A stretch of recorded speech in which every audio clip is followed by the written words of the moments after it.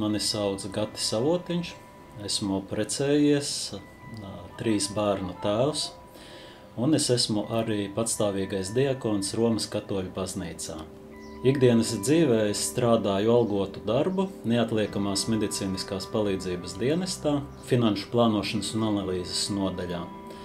Un pārējais laiks ir tas, ko es veltu ģimenei un kalpojumiem baznīcā.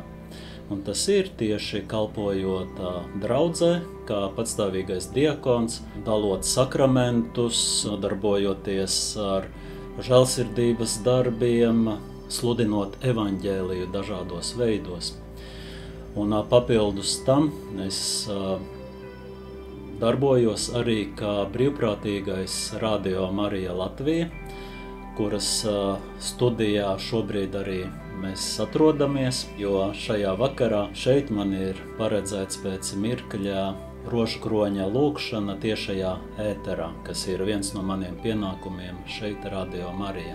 Mūsdienās vēl ir nepieciešami daudz pētījumi, kādam ir jābūt diakonam vai kādam būtu jābūt diakonu uzdevumiem, bet skaidrs ir viens, ka tas ir aicinājums, kas joprojām pilnveidojās, kas joprojām meklē aizvien labākus veidus, kā kalpot cilvēkiem. Šis kalpojums nav darbs, kurā mēs iesaistamies uz kādu brīdi.